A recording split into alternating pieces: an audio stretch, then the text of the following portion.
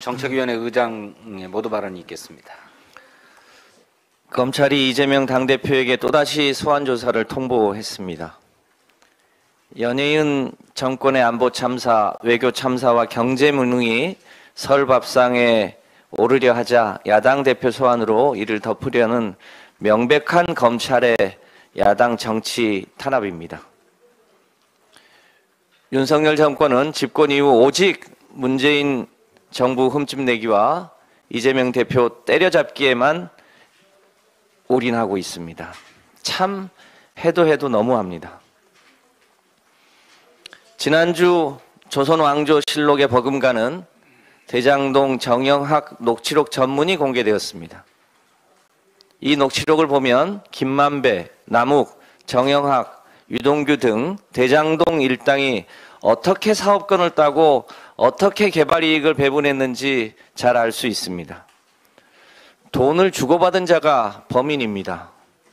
돈의 흐름을 따라가 보면 박영수, 최재경, 김수남, 홍순일, 곽상도, 홍성근 등 이른바 50억 클럽이 핵심입니다. 녹취록 어디에도 이재명 대표에게 돈이 전달되었다는 내용은 없습니다. 오히려 이 시장은 절대 모르게 하라는 정황만 나옵니다. 당시 이재명 시장은 시장 취임 직후 100% 민간 개발로 추진되던 대장동 사업을 100% 공영 개발로 바꾸려 했습니다. 그러나 현 국민의힘이 다수였던 시의회 등이 반대해서 민간 합동 개발로 할 수밖에 없었습니다. 이 민간 합동 개발로 성남시는 100% 민간 개발 사업자에게 갈 수익금 중에서 5,503억 원의 개발 이익을 성남시 세수로 환수했습니다. 이재명 시장은 개발 이익의 절반 이상을 시민에게 돌려주었고 나머지 이익은 50억 클럽을 비롯한 대장동 일당이 나눠 가진 것입니다.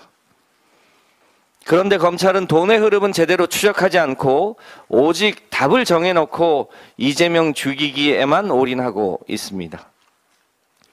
검찰은 심지어 소설을 쓰고 조작까지 서슴지 않고 있습니다. 국민들은 이런 검찰의 행태에 대해 매우 불공정하다고 느끼고 있습니다. 이재명 대표는 지난 대선 시절부터 대선 결과와 관계없이 이런 문제들 때문에 특검을 통해 진실을 밝히자고 주장해 왔습니다. 대장동 게이트는 문이 열릴수록 전직 검찰 핵심 간부 이름만 나옵니다. 현 검찰이 대장동 사건을 제대로 수사할 수 없는 이유이기도 합니다.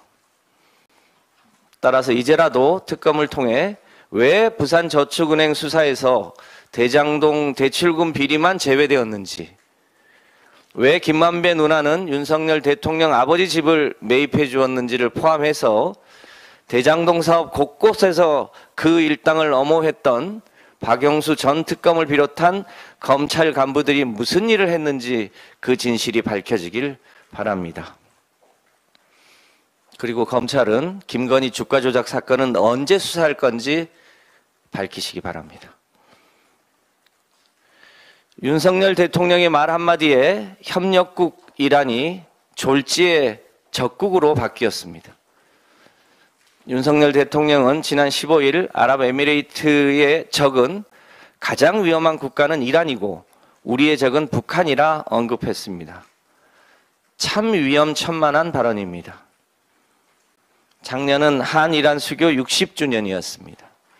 1967년부터 운영 중인 주이란 대한민국 대사관에서는 양국 관계 발전을 위한 다양한 행사가 아직도 진행 중에 있습니다.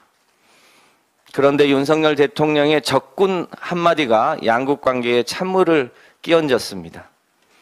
대한민국은 어느 나라보다 균형 잡힌 외교가 필요한 국가입니다.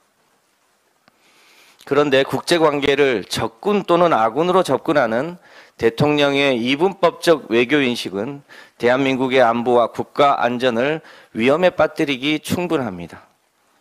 최근 북한에 대한 강대강 대치와 일본에 대한 저자세 외교도 이런 이분법적 외교관에서 오는 참담한 결과입니다. 자체 핵무장까지 거론하며 안보 무능과 불안을 자초한 윤석열 대통령이 일제 강제징용 피해 배상 문제에 대해서는 전범 기업 대신 한국 기업이 알아서 기금을 마련하여 배상하겠다는 방식은 역사 앞에 죄를 짓는 행동이라 하지 않을 수 없습니다.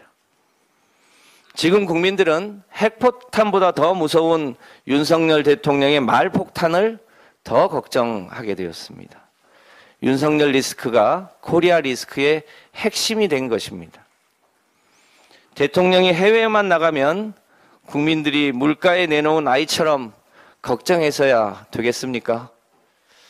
이제라도 실용적 국익 외교의 관점으로 대통령은 그 언행을 무겁게 해주시기 바랍니다. 이상입니다.